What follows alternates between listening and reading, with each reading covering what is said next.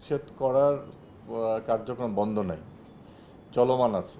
আপনারা জানেন যে ঈদের আগের দিনও আমরা এই প্রকল্প এই কর্মসূচি চলেছে।